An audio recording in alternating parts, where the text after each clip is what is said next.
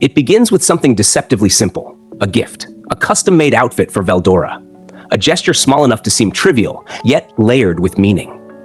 To Veldora, the boisterous true dragon, it isn't just clothing. It's recognition, affection, proof that Rimuru sees him as more than a weapon of chaos. His booming declaration, "Fool, only a custom-made outfit would be worthy of my time," drips with arrogance, yes, but beneath it is the childlike joy of someone who has never been truly cherished. And Rimuru, half exasperated and half amused, compares their styles, mocking his own lack of taste. It's a moment of humanity cloaked in fantasy, the kind of heartbeat that makes you forget these two beings could level nations with a sigh. Yet the heart of this beginning belongs to Ramirez. Rimuru grants her the honor of naming her Dragon Lords, and in that instant, evolution surges like fire through their veins. What were once monsters, bound to instinct, awaken into humanoid forms, thinking, speaking, aspiring. Rimuru names them after the Animoi, gods of the winds. Euros, Zephyros, Notos, Boreas. Mythic names for beings who have just shed their chains. Now with intelligence and form, they are no longer beasts but warriors in the making. And here, another thread of power weaves itself. Veldora stepping into the role of mentor, the dragon who would train these newborn lords, shaping them into allies who carry both strength and discipline. Bonds, evolution, and training. A trinity that secures Tempest's foundation while hinting at storms yet to come. But while one side grows stronger, the remnants of the Empire sink into despair. On floor 70 of the labyrinth, Caligulio and his surviving officers awaken to a strange mercy. Resurrected by Rimuru, guarded by the White King Adelman, they walk in a liminal space between life and death, alive, but only because their conqueror allows it. Caligulio, once a proud commander, feels the crushing weight of guilt. He admits what many refuse to. Thanks to our foolishness, we have incurred the wrath of God himself, and by God's mercy, we've been given the opportunity to atone. In that confession, you hear the collapse of arrogance, the breaking of an empire's pride. Yet the knife twists deeper when Bernie, once a feared single digit, speaks the truth they all dreaded. The invasion, their deaths, it was never a mistake. It was planned. They were pawns. So we were just throwaway pawns the whole time? The words cut more than any blade. Emperor Ludora had anticipated their defeat, sacrificing them not for conquest, but for strategy, for awakening soldiers, for feeding his endless machine of war. And in that revelation, the officers begin to shift from blind loyalty to a bitter self-awareness that can no longer be reversed. Bernie's past sharpens this truth into something even more painful. He wasn't born here. He came from another world. A student who once loved freedom, molded into a killer under Damrata's shadow and Velgrin's looming terror. His life defined by manipulation, his purpose narrowed to the Emperor's will. And now, stripped of power, he sees it all clearly. Ludora would sacrifice millions of elites without a thought. Human lives? Demon lives. Pawns on a board. His Majesty doesn't care if 1 million of his elites are wiped out. In fact, that's all part of the plan. Bernie's decision to return to the Empire as a negotiator is not courage, it is defiance. He knows he may be assassinated, yet still, he chooses to walk into the lion's den. Agency against inevitability. A powerless man who dares to challenge power by surviving it. Rimuru, as always, transforms despair into utility. Visiting floor 70 with Xion and Diablo at his side, he faces Caligulio and the others not with cruelty, but with terms. The officers beg for asylum, knowing death awaits them in the Empire. Rimuru accepts, but his words are coldly practical. In our nation, only those who put in the work deserve to have food on the table. If we're gonna feed you, we need you to work for it. But are you okay with that? In that condition, Rimuru redefines their survival, not as mercy, but as contract. Prisoners become laborers. Their first task, restore a ruined castle. Once enemies, now tools.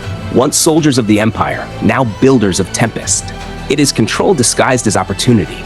But control alone does not win wars. Information does. And so Rimuru gathers his council. The chamber is filled with power. Xion, Diablo, Benamaru, and the 3 primal demonesses whose presence alone leaves the Imperial officers trembling. The gap in power is clear. When Caligulio reports the Empire's fleet, 300 airships, 30,000 troops, the raw scale is intimidating. But Rimuru knows better. Numbers mean nothing without strength. Many of those soldiers are novices, their airships vulnerable, And yet, even in this moment of analysis, morality seeps in. Caligulio pleads for mercy toward non-combatants. Rimuru answers with a grim honesty. Depending on how things go, I might have to disappoint you there. Leadership is never about clean answers. The veil lifts further when Bernie and Jiwoo reveal the inner structure of the Empire. The single digits. 9 ultimate skill holders, each a living nightmare. Even their substitutes rival awakened demon lords. And behind them, Ludora's grand design. Not conquest, not victory, but awakening. Sacrifice after sacrifice, battle after battle, all engineered to create more elites, more pawns. Victory was never the point. Collection was. And above them all stands Velgrind, the Empire's guardian true dragon. Her very presence keeps even Guy Crimson cautious, a deterrent too dangerous to provoke. Rimuru understands, this is not just war. This is a game of pieces, a contest of centuries. And then the board tilts.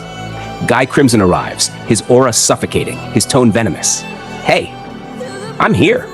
You got a lot of guts calling me all this way, you know? Rimuru greets him with meticulous etiquette, luxury balanced with restraint.